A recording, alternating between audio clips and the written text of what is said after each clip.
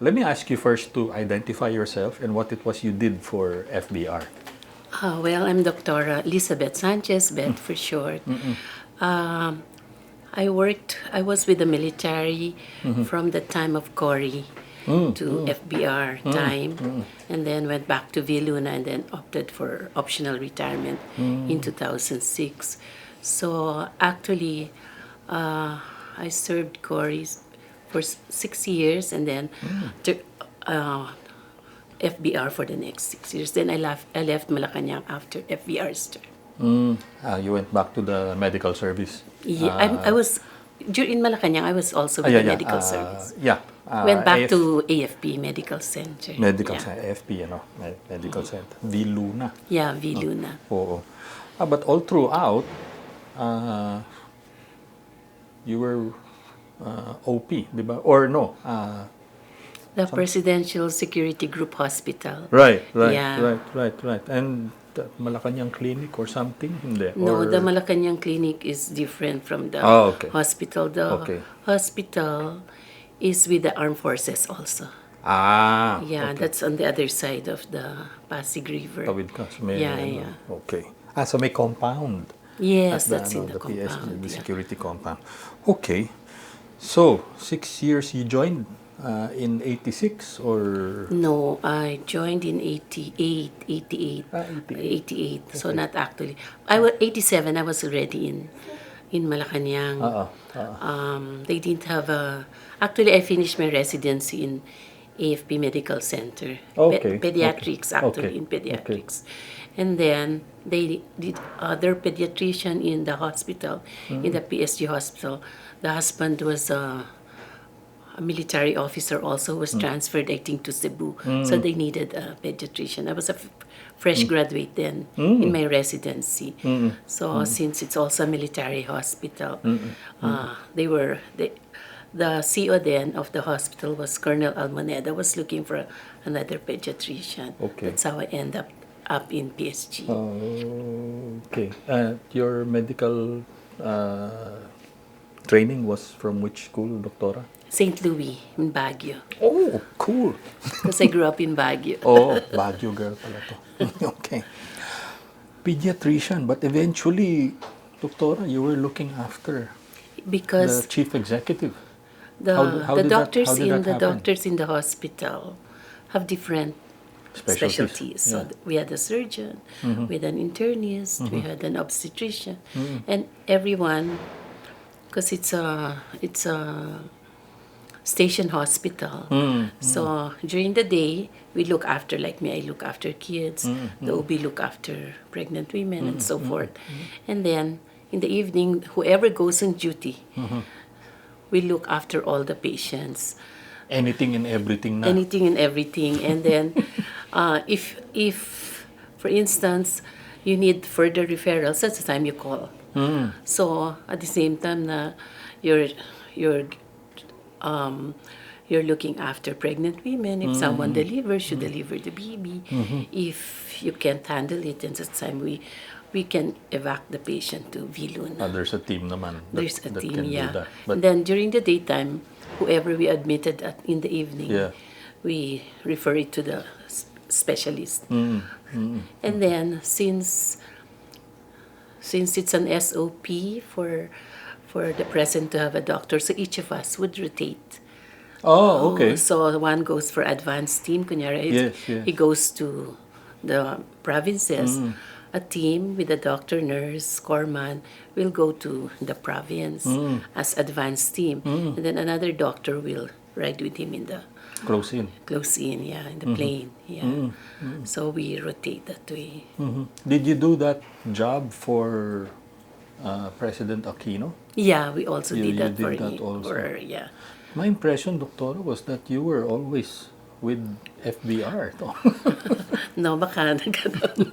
So we did that also. It was rotation. Okay. Except that most of the occasions that I would bump, I would always actually see you. But tell me about the first meeting with FVR. Actually, the first meeting, I guess, was even before he became president. Because my father is is also a West Pointer. Oh, okay. Yeah, class 54. Ah, So okay. I think in one of those occasions, So, mista sila. di ba Mr. is classmate? But Yes. FVR Yeah, is right. 50, So, yeah. you're senior, no? Yeah. Senior. He So was I a think, senior. but those meetings were just, casual meetings. Mm. But the really first meeting was when I was already assigned at PSG.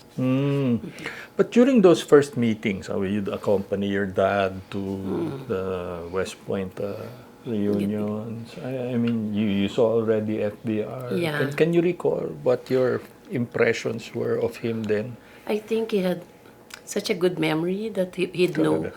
he'd know the kids of the West the West Pointers. Pointers. So at the time that I was already in PSG, he would even recall na, di ba you were in this occasion or that occasion, Oh, okay. something like that. Yeah.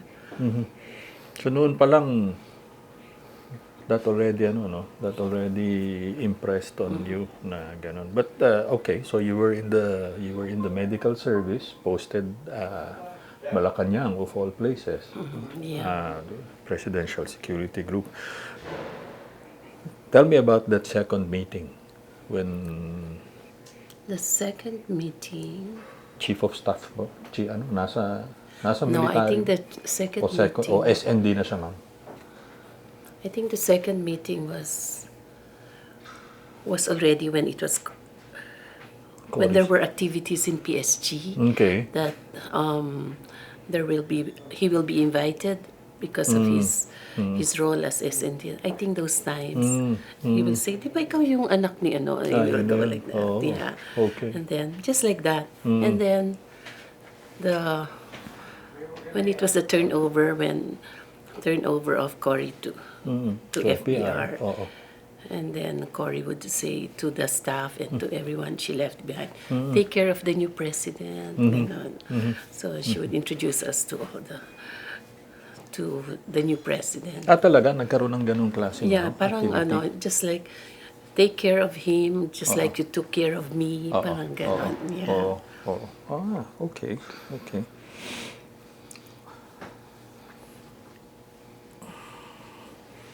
Just what exactly did you do as yung rotations, Dr. Beth? When you would be assigned to FBR. So you were either close in or you were either. So first we should know. Actually, we were trained to. Actually, each one of us is trained to be actually a general practitioner for that matter.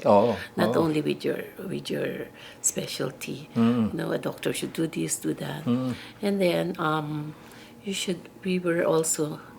So we have to know their medical histories first of all our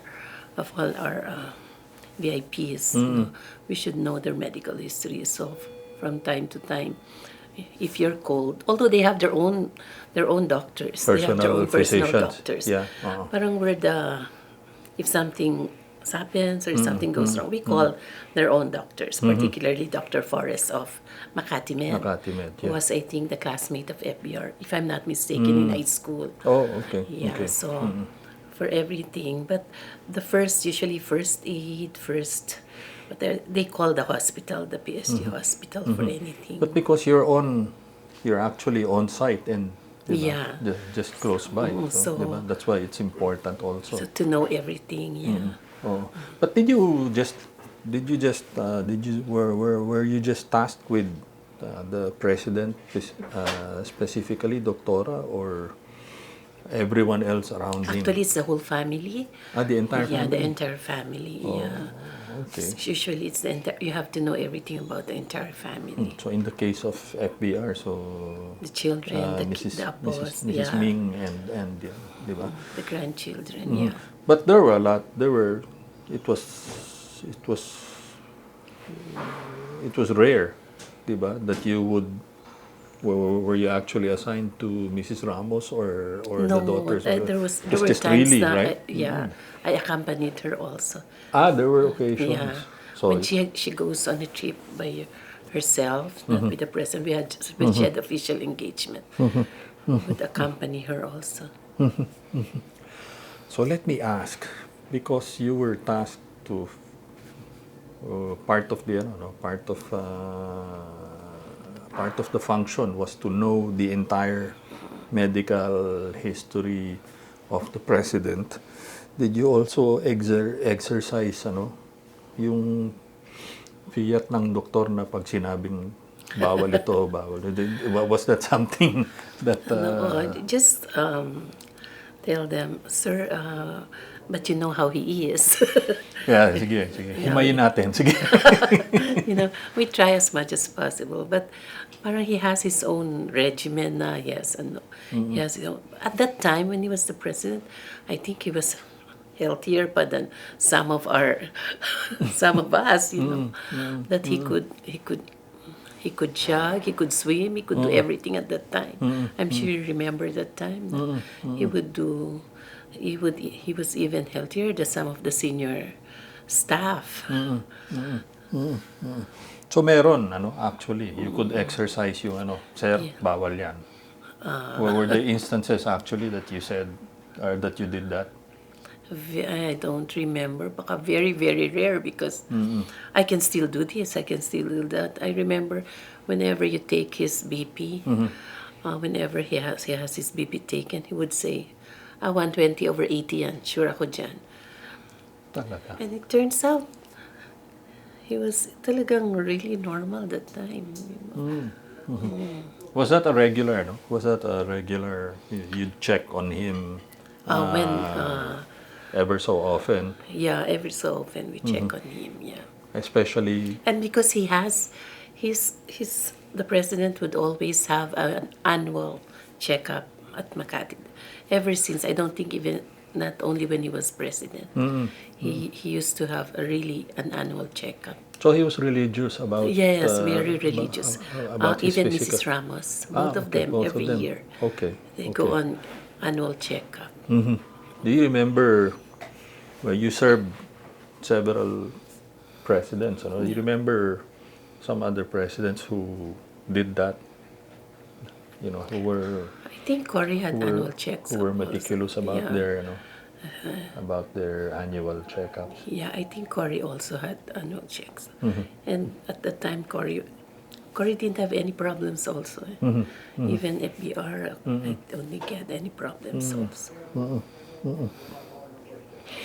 When you did remind the president na you can't do that or or bawal ito, how did he take to that? Well, now I remember. After he had his operation, the whole world knows that in 96. Makati. So there's usually an aide with him. And I don't remember who the aide was. I think it was Barry. He goes, ikaw naman dito sa loob. I said, no, you're the aide. And then he goes, territory mo to, this is the hospital. So I was wondering, your turn now. So me naman, I stayed inside. Yung pala, that's why... In the hospital room? No, after the operation, so in the... ICU? After the ICU na. The recovery... Recovery, yeah. That's right, the recovery. The recovery room. He goes, you be the one to stay here naman. Sabi niya, ikaw muna dito. And the president said, just right after, siguro mga a few hours after after the operation, the president said, nasa na yung dyaryo? No wonder, Barry asked me to say, sir, the doctor said, you can't read yet, you have to... Kanina ko pa hinihingi yung newspaper, he was saying. Nasaan si Barry? I think it was Barry. Sir, I think it's coming. I just said, I think it's coming. Kung wala, bumili ka na lang dyan sa baba. I have to read the newspaper. Said the doctor said you don't have to read. I'm okay. He goes, I'm okay. He always says he's okay. So I really don't know what happened. I think we didn't really give him the newspaper. I told Barry after that, kaya naman pala. As Barry said, kasi kanina pa hinihingi yung newspaper. So, ikaw yung ginawang cushion. Bumili ka na lang dyan sa baba. So he's the type of guy na ayaw niya yung to stay relaxed, to stay, parang he has to have an activity all the time. Parang that makes him healthy, I think. Even when he was, even just shortly after his procedure? Yeah, he wanted to do some things na ayaw talaga ng doctor. Talaga. Oh. And I remember whenever we go on trips, part of the stuff that we have to bring are always athletic uniforms like jogging pants, rubber shoes. Because sometimes he goes on jogging. So you have to go with him too? Or you have to... Or just wait. We go on jogging for a while and then said, dito ka na lang. Then we do. Like in New York, you went jogging Central Park yata or something. Or you really have to have athletic uniform. Part of the gear, Yes, part of the gear is an athletic uniform. aside from all the other stuff that you have to Yeah. bring as medical, medical personnel. Yeah, Okay. that's part of it. So parusa. No, it keeps us healthy. Kaya ngayon wala na medyo no exercise. Oh, And he used to go diving also, diba? Yeah. Did you eventually learn to dive also? All of us had to learn how to dive. So in PSG we Really? had, yeah, especially the close in, we had scuba diving lessons first in the pool, and then Why? Because you had to. Sometimes you had to. But that was nice naman. We learned how to Yeah. dive. Yeah. Interestingly, he also skydives. Yeah, I did Did do you? that. the men did that, I think. Oh, okay. Yes. Okay. But I guess part of the medical staff who were male Yeah. had to But learn at that how to time, skydive also. I don't remember him doing skydive when he was the president na. Hindi na. I don't really know, but I don't remember. Oh. Scuba. How often were you actually assigned to FVR? How many were you? At the time, I think 5 or something. 5, I think 5. 5 to 7, something like that, aside from the commanding officer. Oh, okay. Because Okay. aside from him, we also have our duties in the hospital. Yes. So we yes. also look after the dependents of the soldiers and the soldiers themselves. So there was not one presidential physician. Yeah, everybody goes on So rotation. everybody at one point Yes, at one point was able was to go with the him. presidential physician. Especially when his trips were with the Middle East, that the men has to be the one. Oh, The- yeah, men yun. Yeah, Oh, the men have to be the one to go. Okay, Yeah. because of restricted Yes. movements for female personnel. Okay. Did you have to look after the medical health conditions of the cabinet as well? Well, actually, in some trips, it was not the president who had problems. It's sometimes the cabinet where it Oh, was. okay. But minor, like cough, colds, headache, or something like that. Nothing major. Nothing major. Nothing yeah. major. But you, as part of procedure, Doctora, did you have to know as well? Yeah, we had the president would say, can you check on this so and so? I think he has fever or something. He would say that. Okay. But unlike knowing specifically the medical history, for example, of the president and his official family, Actually, no need ano, with the cabinet? I think we had a list of who's coming with us, and then just the basic blood type, like if they're hypertensive, if they're the Medical conditions. medical conditions. The key, no? And I remember during trips, because the president was always on the go, Yes. some of the cabinet members have a hard, sure you've seen that, have a hard time keeping up with his pace. Yes. Us too, actually. Yeah, We were half his age. I know. Put to shame by. What was the FBR diet like? I mean, did he think have it's more- did he have a hearty appetite or? What is, because he was a soldier, he was a soldier, and you know how soldiers, simple diet. I think Talaga? it's more of simple, and Ilocano, so more of the vegetables, more of Talaga? very simple diet. Yeah. Oo. Always on the go, not the fancy. diet, except of course when you have state dinners or functions. yeah. But the daily diet is very simple diet. Talaga. Were there Even any restrictions that you remember, Doctora? not so much, no restrictions. Or what to watch out for, what to guard against, yung mga ganon? At the time, not really. Siguro, like any other individuals, not so much fatty foods or whatever. But or otherwise, I don't remember. It's all very simple viands and all that. Ano yung stats ni FBR? What were his vital stats like?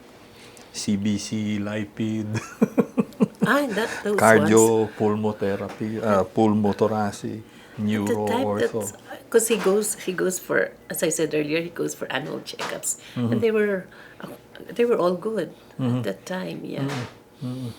So he's really very proud to say na, see, I'm healthier than all of you, mga ganon. Talaga. Oh, Yeah. oh. And would he would he tease Yeah, he would the tease cabinet? the cabinet or the senior military aides or the officer. He was in a lot better shape than they Yeah, were. I remember because there's a pool in the park in Yes. Malacanang Park.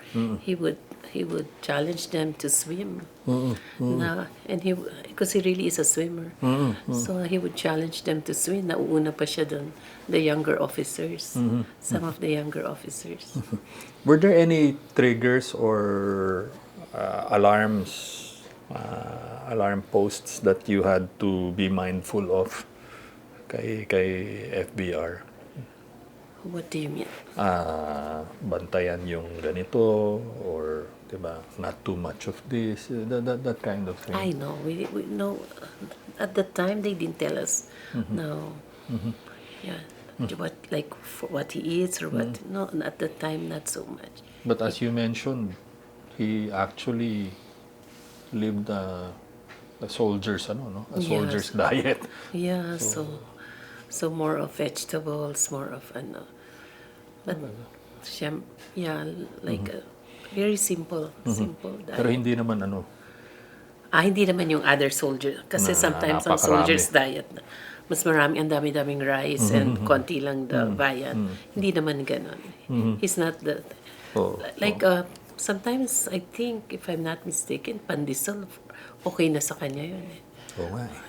Kape at pandesal lang Kape at actually. pandesal, yeah. But what about the lifestyle challenges, Doctora? And you mentioned it already in passing earlier. Long days. He was Yeah. he was very physical. He was very active. Did the short sleeping hours, for example, worry you guys? Because, di ba? Kasi I think he has a habit of having power naps, yung konti lang tulog. Talaga. I remember they used to tell me na late nights na nga because of the work, diba? We go home late na. And the close-in group, the close-in men, they'd say by 5 sometimes, he's already in the car behind our legi, diba? That's where the car parks. Nagpapasa na ng dyaryo. And they were still doing their morning rituals. Okay. Some of the soldiers, nandiyan na si boss. So they'll go running, carrying their pants, carrying their shoes. And then, iba, they haven't taken a bath. So Cesar was already in the car at around 5. So he was managing that with power naps. Yeah, I think it was short power naps. How many hours of sleep did he actually log in? Was that something that I don't really know, but I'm sure it's just siguro 4 hours or less than even. What time would he normally knock off in the evening? If we had an engagement, if we have the engagements, we'd finish around 10 or something. And the aides would say he'd still be working until... Okay. Yeah, and he would... I'm sure you've seen him working in the mornings. Looks at... They do clippings. And, Yes, yeah. yes. And in the morning, he's reading all the clippings and all that. So with engagement, but if it's a regular day, no engagements, what time would you normally call it quits for the day? We don't really know, especially if we're already in the park. Because if they're no engaged, actually nobody goes with him naman the whole day. Yes, yes. If he's just in the palace. Yeah, Because he yeah. say, I'm okay naman. I don't need a medical team in the palace. So we'll just be in the park, in the Right. Malacanang Park, Right, right. and then do all our Your other regular functions. stuff. Yes. And then if there's an engagement 1 hour before, we go to the palace, like an outside engagement, like if there's a speaking engagement at that time. That's for the close-in. Yeah. Aside from the advance pa. No, but in Manila, wala nang advance. Okay. So it's in the provinces. Okay, okay. So in the beginning, we used to do that. We'd be in the palace the whole day. And he noticed na we're not doing anything naman. Nakatayo lang kami in the holding room. He said, it's a waste of time. Be more productive. Go look at the patients in the other side, the other part. So that's what we do. And then we just go for if there's an engagement. So siya rin yung nakapansin nun. Siya rin nakapansin. You guys are waiting for nothing. Yeah, just go to the palace, yan. And report for your regular duties. Bagay, on-call naman kayo, no? Yeah, on call kami. So at the time, we learned how to wake up early. Kasi we don't really know what time is. Sometimes I think he plays golf early morning. Yes, So yes. that's the time yung mga weekend, yeah. What's the scheduling like, Doctora? I mean, you guys do shifting? Yeah, what like is the, what our is the... schedule is, because you have hospital duty, you have close-in duty, so it's something like that. Parang every other day. And then rotation, I suppose. Yes, rotation. How many teams per day, for example? Actually, if there's no provincial engagements, it was It's easy just lang. one. It was just in the hospital. And one is on call for any engagements outside Manila. And usually naman those engagements, we know it beforehand. Okay. So Diba? you can plan for that. Yeah, we plan. There's always one for engagements in Manila, and there's one for the hospital. But we all report every day in the hospital. Yeah. So he was always moving around. Because even his work, I'm sure you know, diba, he brings this big box from all the office work he has to do. So he can do office work in the car, wherever he is. And that was that by itself was already challenging. Diba? Tell me about that. An active president is no?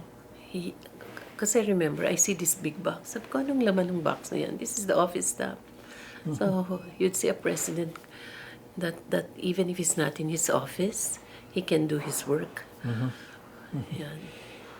And did you see that? I mean, moving from one place to another, lalo na sa probinsya. Yeah. Diba? You'd be signing off papers, making notations. Yes. And all those. May mga ba? Did he smoke, drinking habits? Was he a difficult patient? The tobacco, di ba? But I don't think he really smokes the tobacco kasi parang they cut it. Remember he used to... Yeah. I just chew on it. He just chew on it, yeah. Drinking, I think it's when we have occasions. Yeah. Social drinking, yeah. Tell me, what was it like for you, I mean, personally, to follow FVR schedule? It's very challenging. Yeah, it's very challenging, but I think it was an experience. I mean, not everybody can experience. Not all doctors can experience what we went through. Like, you learn a lot aside from what you've learned in medical school. Your part of your career is here, but you learn other things from following him. You learn about the country, you learn about other people, although it was quite challenging. Like sometimes when you have to wake up early in the morning because there's an engagement or you have to go to the provinces, some of us would say, ano ba itong napasukan natin? Sometimes I'd say, but at the end of the day, parang it was really challenging and worth it. Because you learn, I remember, this I remember vividly and I always tell the others. When we were in Basilan, one of the soldiers, one of the PSG said, Ma'am, may gustong kumausap kay Sir. Okay. And I said, sino siya? Yung matandang babae. Sige, I'll tell General Alves at that time. I said, sino daw siya? Siya daw yung kasambahay ni Sir. Siya daw nag-alaga kay Ma'am Angel. So I told General Alves, Sir, there's an old woman. I don't even remember her name. Wants to talk with FVR. So General Alves said, let her stay because this is the stage. Let her wait at the foot of the stage. May stairs. Siguro General Alves will introduce her first. But when he was going down the stairs, she saw the woman and called her by her first name. Oh my. And we were also shocked.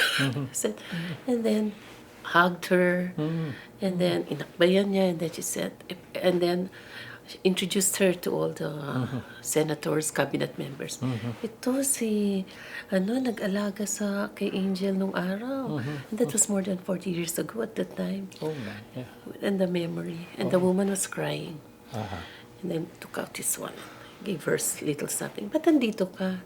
And then she said, I married someone from here. Oh, okay. And the woman was crying because imagine after all these years, naalala pa siya ni FVR.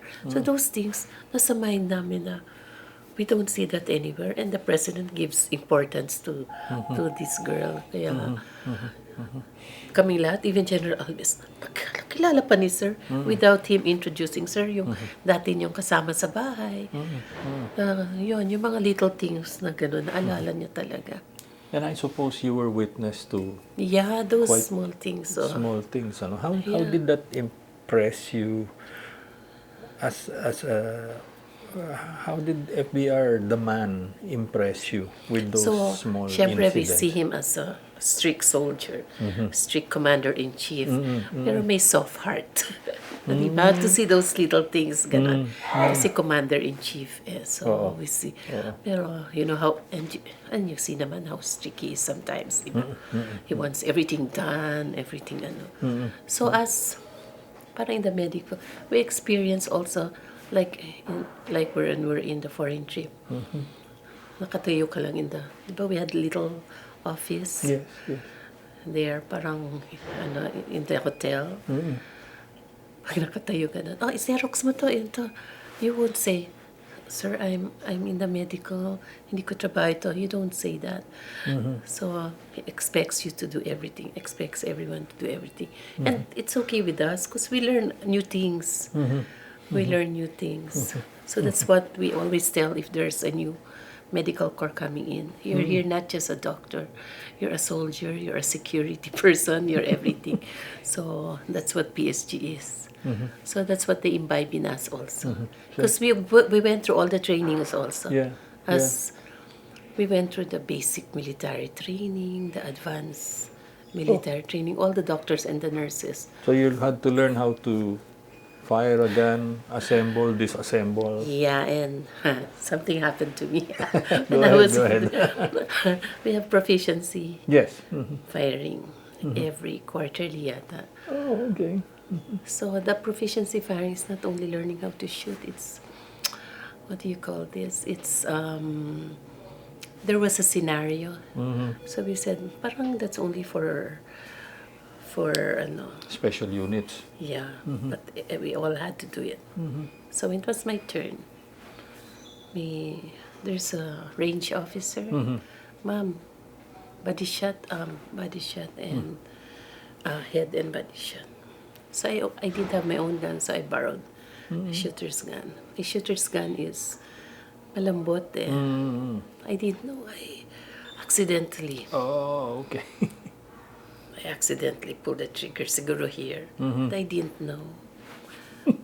So, so, but the bullet entered and left. So Oh, it wounded you. it wounded me, Okay.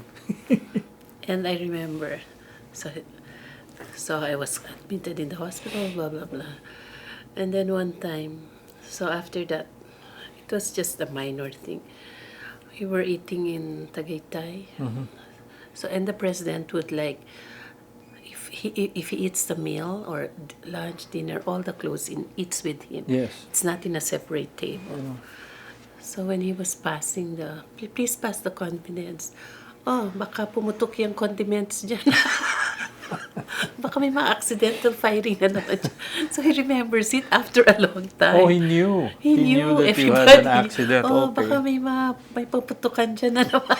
Discharge. So parang he knows every one of us. Even the nurses, he knows where they are from.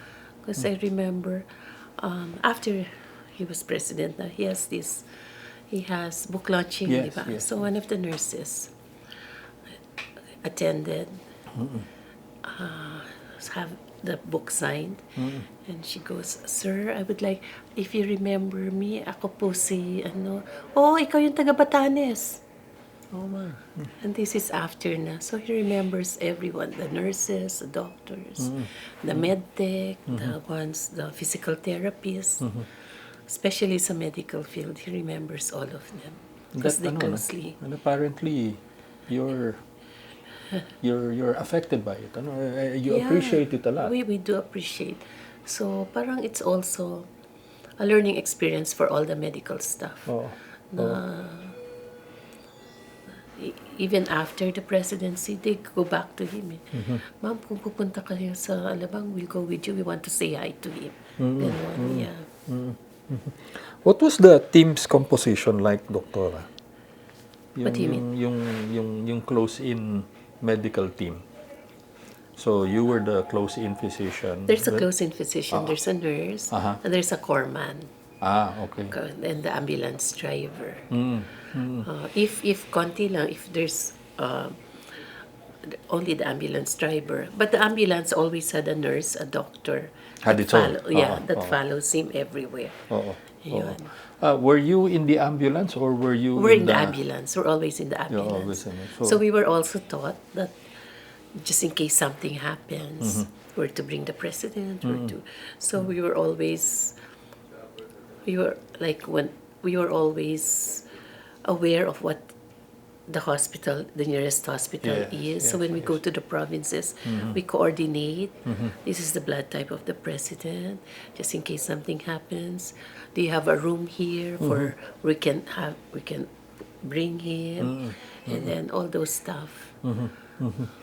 So it's no easy task, Doctora.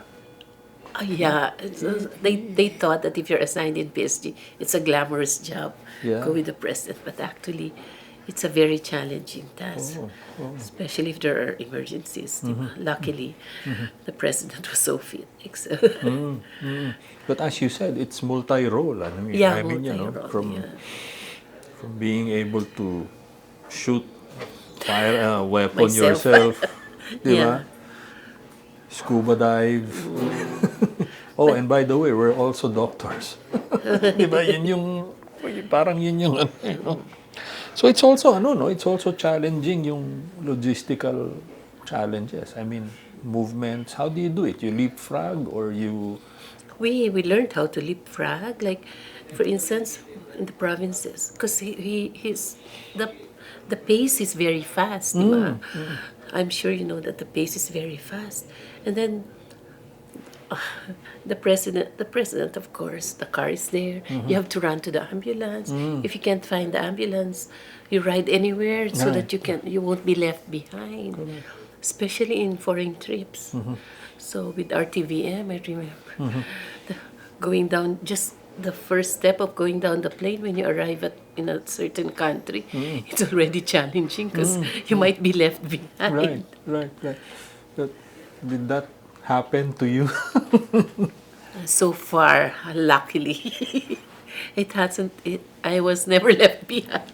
So we were so scared to be left behind. Were there some instances where some of your staff, some of the medical team was left I behind? don't really know, but I think there were some instances.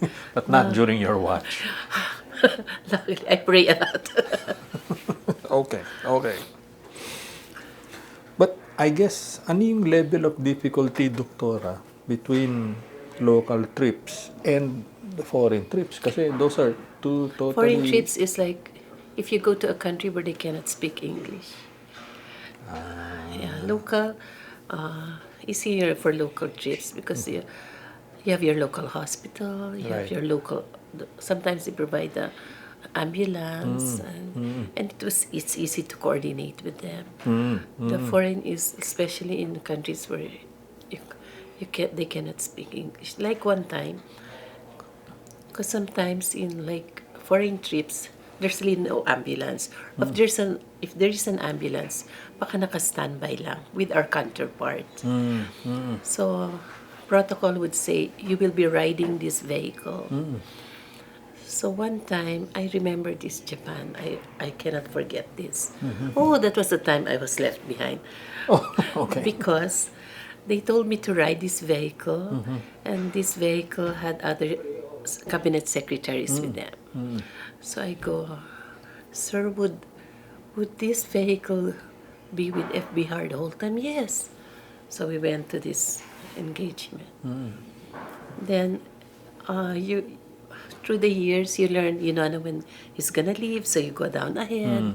So I was sitting in the car, and the driver wouldn't move. Oh. And I saw the presidential car leave, and I said, "Oh my God, why is he not moving?" I said, "Let's go, let's go." I said, "No," because the cabinet secretaries weren't there yet. And then I found out that the cabinet secretaries still have an engagement there. Oh my. So I said, "How will I go home?" I said, bring me home first, then come back." But he couldn't understand me.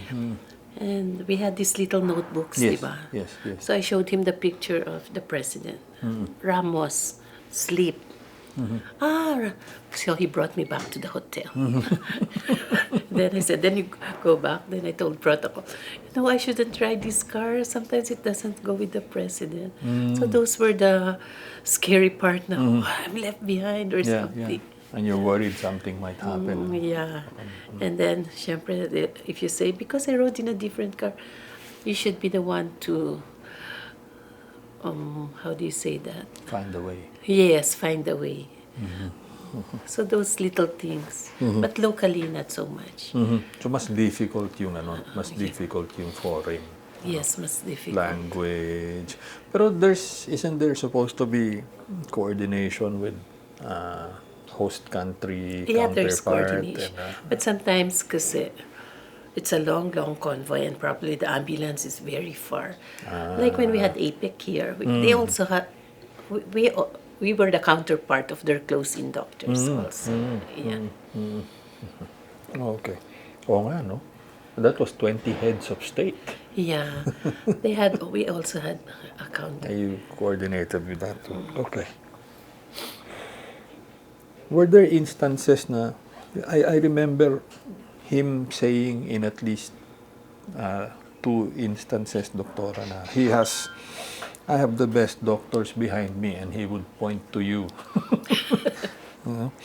Literally right behind me, and tuturo niya sa inyo eh. Did he volunteer your services? To others? Tingnan ninyo. Yes, diba, yes. diba? Like in foreign trips when some of the accompanying cabinet members had problems also, although very minimal minor ailments, he would volunteer us. Yeah, he would also volunteer us. Dun sa mga provincial trips Yeah, there were with the times. locals. Yeah. Diba? He did that. Oh, I remember that incident na it was like a town hall, town assembly. Binolunteer kayo eh. Hindi ko lang alam if you actually had to take a look at but that par for the course, you had to Yes. roll with you had to roll with him. Okay. So, President Cory... tell me about, Doktora. Tell me about the incident with the carotid surgery. Yeah, that was the time. Christmas, 96. 96, but I don't remember the Yeah, date. yeah. It was, no? But they had, luckily that But what happened? I mean, di ba?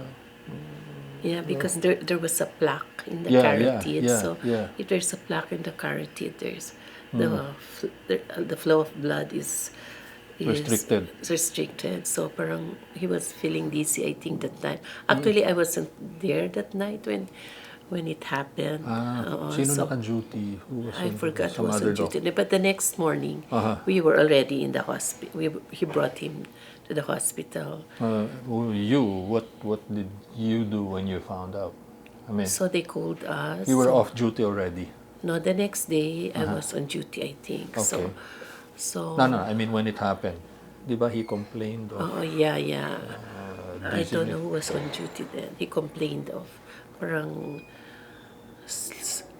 parang dizziness, I think, or headache. And then so they thought he just drank because it was a social activity. Was drinking wine, I think.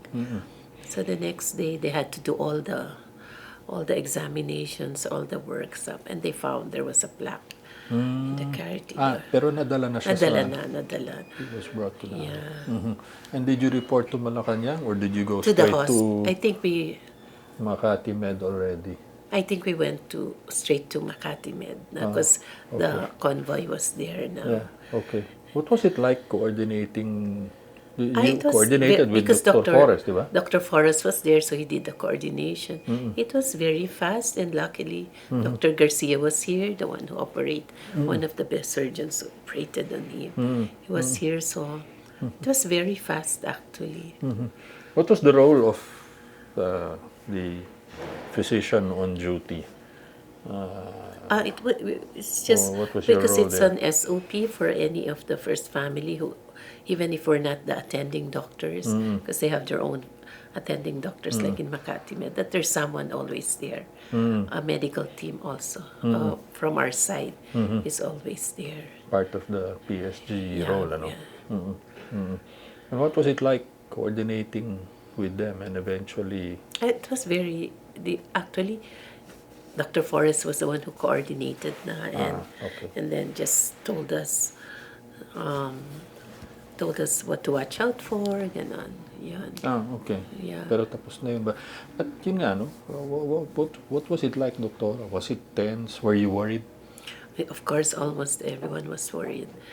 But with good doctors like Dr. Garcia, who was here then. So they said it was just it was a very easy procedure. So okay naman. Actually, how long, do you remember how long the confinement was? Actually, I don't remember. But okay. the next day, actually, he wanted to go home. Tapos na yung After the procedure. Said, what else am I doing here? I'm okay, He wanted to go home. Yeah. Naghahanap na nga kamo ng dyaryo After, as soon as he woke up, naghahanap na ng dyaryo. So you served all the way to 98, Doktora? 98, yeah. Up to the end of his term? Yeah, and a little of ERAP. Ilang buwan na lang? Just a few months? A few months, and I went back to And then, how do you call that? RTU, return to unit, VLL MMC. No? Okay. But you had to, when ERAP came around, you also had to do physician on duty. Yeah, just like physician on duty. Okay. So you actually, during your stint, were at the PSG, had a very close view of the physical condition and medical condition of 3 of our presidents. Yeah, but not so much of ERAP because most of the time you were in the hospital naman. A few months na lang a few months. Siguro I went provincial engagement once or twice lang, I think, at that time. Ah, okay. Ilang buwan yun nandun ka kay Erap, Doktora? 5 months, I think. 5 months. 5 months. Okay. In the first 5 months of FBR, how many times were you in? So it's how many duties? I don't remember how many duties, but it's a different work habit. I think it's a different. Oo. Not so early. Okay. Kasi kami noon ang aga-aga Oo. kay FBR. This one not so early. Because I think he doesn't work that early, but he works late. Okay. So, to each his own. Yes, to each their own. Yeah. Okay. You still meet with FBR once in a while, Doktora? Yeah, when we have activities here, ganun. And sometimes even after, if they have look at the grandchildren, because I'm a pediatrician, di ba? Ah, okay. Yeah. So, you also looked after the apos? Yeah, I look after the boss. Do you still check on him? Actually, he knew I was a pediatrician, so we rotate. And then he goes, you know what makes me young? He tells sometimes the cabinet, because one of our doctor is a pediatrician. And you enjoyed it? Okay. Because his sense of, his sense of humor. Yes. But do you know, well, during those meetings that you have, what do you talk about? What do you discuss? You discuss about his health? Do you ask him, how are you doing? Do you do that? Like I say, I'm still, malakas pa ako. He always, how are you, sir, now? Very good. Very good, he always says. What could be your most memorable moment with FVR? Most memorable. There's so many anecdotes. You get that whole 6 years that parang each moment, I mean, no matter how simple it is, you learn something. So I can't really recall talagang memorable. Or ano yung natutunan mo? If there's one thing that that you learned from him, what would it be? You learned how to face the challenges siguro in everything. Oh, can I tell this? Go ahead, I go remember one time in Okay. Vietnam. Okay. This one I remember. His jacket, the jacket of that came out. And he was going to give a speech. Oh, okay. At the time, wala si Mami. So it was just Ma'am Mrs. Angel. Ramos. Okay. It's Ma'am Angel who was there. And he was going to give a speech. So he asked Angel, you have a chewing gum? This is a funny anecdote. Okay. Then he chewed the gum and placed it here. Okay. So parang Eh di dumikit. dumikit his jacket. So when he was giving a speech, parang nothing happened. So parang those little things you learn how to make out of such situations, you learn how to be, you're a soldier, you learn how to, in different kinds of situation, you know what to do. He was going to give a speech in 10 minutes. You adapt. Yeah, you adapt to certain kinds of situation. And hard work. What we really learned is hard work. Because he really works hard. So we learned how to budget the time, how to deal with difficult work. Thank you very much.